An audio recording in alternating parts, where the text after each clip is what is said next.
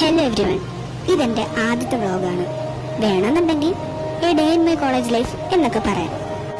LLB MBBS പോലുള്ള professional കോഴ്സൊക്കെ വീട്ടിൽ നിന്ന് മാറി നിന്ന് ഹോസ്റ്റലിൽ നിന്ന് പഠിക്കുന്നവരുടെ കഥയൊക്കെ നമ്മൾ ഒരുപാട് കേട്ടിട്ടുണ്ടാവും. എന്നാൽ ഞാൻ ഇന്നിവിടെ അവതരിപ്പിക്കാൻ പോകുന്നത് ഒരു ഡേ സ്കോളർ എന്നുള്ള നിലയ്ക്ക് ഈ കോളേജിലെ എൻ്റെ ഒരു ദിവസത്തെ കുറിച്ചാണ്. തലേ ദിവസം ഉറങ്ങാൻ കിടന്നത് മാത്രമേ ഓർമ്മ ഉണ്ടാവുള്ളൂ. കണ്ണും അടച്ചു തുറന്നിട്ട് സമയം നോക്കുമ്പോഴത്തേക്ക് വെളുപ്പിന് 5:30 മണിയായിട്ടുണ്ടാവും. പക്ഷേ ഇതിന് 1 മണിക്കൂർ മുന്നേ എൻ്റെ അമ്മ എഴുന്നേറ്റ് കിച്ചണിലേക്ക് പോയിട്ടുണ്ടാവും. കോളേജിലേക്ക് കൊണ്ടുപോകാനുള്ള ബ്രേക്ക്ഫാസ്റ്റും രാവിലത്തെ ചായയും വെള്ളം തിളപ്പിക്കണം, അങ്ങനെ ഒത്തിരി പണി അമ്മയ്ക്കുണ്ട്. ഞാൻ പക്ഷെ ഒരു 6:15 വരെ ഇതുപോലെ സമാധി പോലെ ഇരുന്ന് ഉറങ്ങിപ്പോകാറുണ്ട്.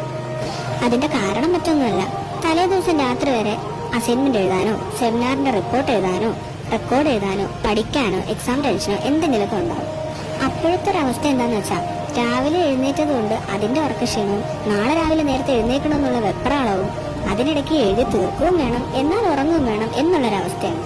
പിന്നെ അറ്റൻഡൻസ് ആണല്ലോ പ്രധാനം, അത് കളയണ്ടെന്ന് മനസ്സിനെ പറഞ്ഞ് കൺവിൻസ് ആക്കി ബെഡിൽ നിന്ന് എണീക്കും. എഴുന്നേറ്റ് ചെന്ന് പല്ല് തേച്ച് 1 കപ്പ് ചായയും കുടിച്ച് മേലെ കഴുകി ഇറങ്ങി യൂണിഫോം ഇട്ട് തല കെട്ടിക്കൊണ്ട് നിൽക്കുമ്പോഴേക്കും വീടിന്റെ നടയിൽ ഓട്ടോ മാമന്റെ 2 ഹോണടി കേൾക്കുമ്പോഴാണ് സമയം 7:10 എന്നുള്ള സത്യം ഞാനും എൻ്റെ അമ്മയും തിരിച്ചറിയുന്നത്. എല്ലാ മാസവും 5-ാം തീയതിക്ക് മുന്നേ കോളേജ് ബസിന്റെ ഫീസ് അവിടെ അടയ്ക്കണം, ഇല്ലാത്തവരെ ബസ് കയറ്റില്ല.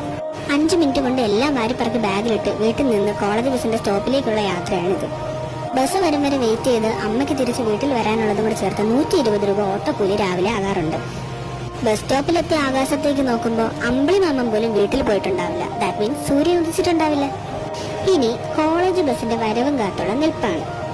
7:15 കഴിഞ്ഞാൽ ഈ 2 ബസ്സും ഏത് സമയത്ത് വേണോ വരാം. ചില കഷ്ടകാലം പിടിച്ച ദിവസങ്ങളിലായിരിക്കും ഇതുപോലെ ബസ് സ്റ്റോപ്പിൽ നിൽക്കുമ്പോഴേക്കും ഗ്രൂപ്പിൽ മെസ്സേജ് വരിക, ഒരു ബസ് എടുക്കാൻ പറ്റുന്നില്ല, ഒരു ബസ്സേ ഉണ്ടാവുള്ളൂ, സോറി ഫോർ ദ ഇൻകൺവീനിയൻസ്. അല്ലാത്ത നോർമൽ ഡേയ്സിലൊക്കെ ഇതുപോലെ ഞങ്ങൾ വെയിറ്റ് ചെയ്ത് നിന്ന് അങ്ങനെ പിന്നെ തോരൻ വന്നു, പായസവും വന്നു. ഇപ്പൊ സമയം ഏകദേശം 7:35-40 റേഞ്ച് ആയിട്ടുണ്ടാവും. ഇനി വേറെ ചില ദിവസങ്ങളുണ്ട്. ഈ നാഷണൽ ഹൈവേയിൽ ബസ് കാത്തു നിൽക്കുന്ന ഞങ്ങളുടെ മുന്നേ തന്നെ നോ പാർക്കിംഗ് ബോർഡിന്റെയും സിഗ്നലിന്റെ ഒക്കെ താഴെ അനധികൃതമായിട്ട് കുറെ വണ്ടികൾ കൊണ്ടുവന്ന് റോഡിന്റെ നടുക്കോട്ട് കയറ്റി പാർക്ക് ചെയ്തിടാറുണ്ട്. ഇത്തരം ദിവസങ്ങളെ ഹാർട്ട് അറ്റാക്ക് ഡേ എന്ന് തന്നെ വിളിക്കാം. കാരണം ഓൾറെഡി ഡ്രൈവർ എങ്ങാനും മാറി വരുമോ, ബസ് പോയോ വരുമോ അങ്ങനെയൊക്കെയുള്ള ടെൻഷനിലായിരിക്കും നിൽക്കുക. ഇതാണ് അവസ്ഥ. നീളമുള്ള ബസ് ആയതുകൊണ്ട് തന്നെ അതിന് നേരെ കൊണ്ട് നിർത്താൻ പറ്റാത്ത അവസ്ഥയിലായിരിക്കും ഇത്തരം വണ്ടികൾ കൊണ്ട് പാർക്ക് ചെയ്യുക. പിന്നെ ഞങ്ങൾ അത്രയും ദൂരം നടന്നു ചെന്ന് കയറണം, ഇല്ലെങ്കിൽ വണ്ടി ഞങ്ങൾക്ക് വേണ്ടി ചെറുതായിട്ടൊന്ന് റിവേഴ്സ് എടുത്ത് വരും. ഇനി ഒരു ബസ് മാത്രമുള്ള ചില ദിവസത്തെ കാഴ്ചകളാണിത്. ഈ ഇരിക്കുന്ന സ്ഥലത്ത് ഞാൻ കടത്തിന്റെ എന്നാണ് വിളിക്കാറുള്ളത്. ഇവിടെ ഇരുന്ന് കുറെ സമയം കഴിയുമ്പോൾ ഈ പെട്ടി അങ്ങോട്ട് ചൂടാവും. എന്റെ സാറേ, പോകുന്ന വഴി സൂര്യൻ ഉദിച്ചിട്ടുണ്ടാവും. കൃത്യം എവിടെ ഇരിക്കുന്നോ അതിന്റെ കണ്ണിലോട്ട് തന്നെ വെയിൽ വന്നടിക്കാറുണ്ട്. 8:20 കോളേജിലെത്തിയ കോളേജ് ബസ്സിൽ പോകുന്ന പിള്ളേരും 1-2 പിള്ളേരും മാത്രം ക്ലാസ്സിലും കോളേജിലും ഉണ്ടാവും. പിന്നെ ഒരു 10 മിനിറ്റ് പ്രയർ. രാവിലെ ഒരു ചായയുടെ ബലത്തിൽ ഇറങ്ങിയതല്ലേ, അപ്പോഴേക്കും വിശപ്പ് അങ്ങോട്ട് തുടങ്ങിയിട്ടുണ്ടാവും. അവിടെയോ 8:30 മുതൽ 9:30 വരെ നോൺ സ്റ്റോപ്പ് ക്ലാസ്, 9:30 മുതൽ 10:20 വരെ നോൺ സ്റ്റോപ്പ്. വയറ്റിൽ തീ അണയ്ക്കാൻ വേണ്ടി വെള്ളം കുടിച്ച് 10:20 ആകുമ്പോഴേക്കും വെള്ളം ഏതാണ്ട് ഇത്ര 10:20 ബെല്ലടിച്ചാലോ. സ്ഥിരമായി കൈ കഴുകുന്നിടത്ത് ചിലപ്പോൾ വെള്ളം ഉണ്ടാവും, ചിലപ്പോൾ വെള്ളം ഉണ്ടാവില്ല. അങ്ങനെയുള്ളപ്പോ ക്യാൻറ്റീൻ്റെ അവിടെ വരെ ചെന്ന് കൈ കഴുകി തിരിച്ചു കയറുമ്പോഴേക്കും 5 മിനിറ്റ് പോയി കിട്ടും. ഇതുപോലെ പല്ലിൽ കമ്പിയും ഇങ്ങനത്തെ എക്യുപ്മെന്റ്സ് ഒക്കെ ഇട്ടിട്ട് 1/2 മണിക്കൂർ എടുത്താൽ തന്നെ നേരെ ഫുഡ് കഴിക്കാൻ പറ്റില്ല. കഴിച്ച് ഏകദേശം പകുതി ആകുമ്പോഴേക്കും സമയം 10:35 ആയിട്ടുണ്ടാവും. ഇനിയുള്ളത് വിലപ്പെട്ട 5 മിനിറ്റ് ആണ്. വീണ്ടും കിലോമീറ്റേഴ്സ് നടന്നു ചെന്ന് കൈയും കഴുകിയിട്ട് ഈ പൊരിഞ്ഞ വെയിലത്തൂടെ നടന്ന് സ്റ്റെപ്പൊക്കെ കയറി ക്ലാസ്സിൽ എത്താറാവുമ്പോഴേക്കും ടീച്ചർ അറ്റൻഡൻസ് എടുത്ത് പാതിയായിട്ടുണ്ടാവും. ഇതിനിടയ്ക്ക് ബാത്റൂമിൽ പോകുന്നതിനെ കുറിച്ച് നമ്മൾ ചിന്തിക്കുക പോലും ചെയ്യരുത്. ക്ലാസ്സിൽ ചെന്ന് അറ്റൻഡൻസ് എടുത്ത ശേഷം ബാത്റൂമിൽ പൊക്കോട്ടേന്ന് ചോദിക്കുമ്പോൾ ടീച്ചേഴ്സിന്റെ ഒരു ചോദ്യമുണ്ട്, 20 മിനിറ്റ് ഉണ്ടായിട്ട് നിങ്ങൾക്ക് ടൈം കിട്ടിയില്ലെന്ന്. എന്താ പറയാ. വീണ്ടും 10:40 മുതൽ 11:35 വരെ നോൺ സ്റ്റോപ്പ് ക്ലാസ്, 11:35 മുതൽ 12:30 വരെ വീണ്ടും നോൺ സ്റ്റോപ്പ് ക്ലാസ്. 6ാമത്തെ സെമിസ്റ്റർ മുതൽ 4 സബ്ജക്റ്റേ ഉള്ളൂ എന്നുള്ളതുകൊണ്ട് ഞങ്ങൾക്ക് 12:30 ആകുമ്പോൾ ക്ലാസ് കഴിയും. അതുകൊണ്ട് എന്താ ഫലം, ബസ് 1:40-45 എടുക്കും. അതുവരെ ബസ്സിന് കാവല് നിൽക്കുന്ന പോലെ 1.5 മണിക്കൂർ ഇതേ നിപ്പോ ഇരിപ്പോ ഇരിക്കണം. അപ്പോഴേക്കും വീട്ടിൽ നിൽക്കുമ്പോൾ ചോറ് ഒഴുകുന്ന സമയവും അവിടെ ചായ കുടിക്കാനും നിവൃത്തിയുള്ളൂ. അതും ഇതുപോലെ പൊരി വെയിലത്ത് നിന്ന് കുടിക്കണം. ക്യാൻറ്റീൻ്റെ ഉള്ളിൽ ഇത്രയും പിള്ളേർക്കൂടെ ഇരുന്ന് കുടിക്കാനുള്ള സൗകര്യമൊന്നുമില്ല. പിന്നെ എവിടെയെങ്കിലുമൊക്കെ ആ 1:45 വരെ ഒന്ന് ഇരുന്ന് കൂടാന്ന് വെച്ച് കഴിഞ്ഞാൽ ഈ പുല്ലിൽ ചവിട്ടാൻ പാടില്ല, ഇവിടെ ഇരിക്കാൻ പാടില്ല. ഇനി പിള്ളേർ എവിടെയെങ്കിലും ഇരിക്കുന്ന കണ്ടാലോ അവിടെ കൊണ്ട് ചെടിച്ചട്ടിയും കമ്പി വിലയോ ഒക്കെ കെട്ടിവെക്കാറുണ്ട്. പിന്നെ വല്ല മീറ്റിങ്ങോ ടീച്ചേഴ്സ് വരാൻ ലേറ്റ് ആവുന്നതോ എല്ലാം കഴിഞ്ഞ് ബസ് അവിടെ നിൽക്കുമ്പോഴേക്ക് ഏതാണ്ട് 2 മണിയായിട്ടുണ്ടാവും. സൂര്യൻ കത്തിജ്വലിച്ചു നിൽക്കുന്ന സമയമായതുകൊണ്ട് തന്നെ ബസിന്റെ ഇടത് സൈഡിൽ ഇരിക്കുന്ന എല്ലാവരും വീട്ടിലെത്താറാവുമ്പോഴേക്കും അൽഫാമത്തിന്റെ പരുവത്തിലായിട്ടുണ്ടാവും. ഇത്തരം സാഹചര്യങ്ങളിൽ എന്നെ പോലുള്ള മൈഗ്രെയിൻ പേഷ്യൻസിന്റെ കാര്യം പറയണ്ടല്ലോ.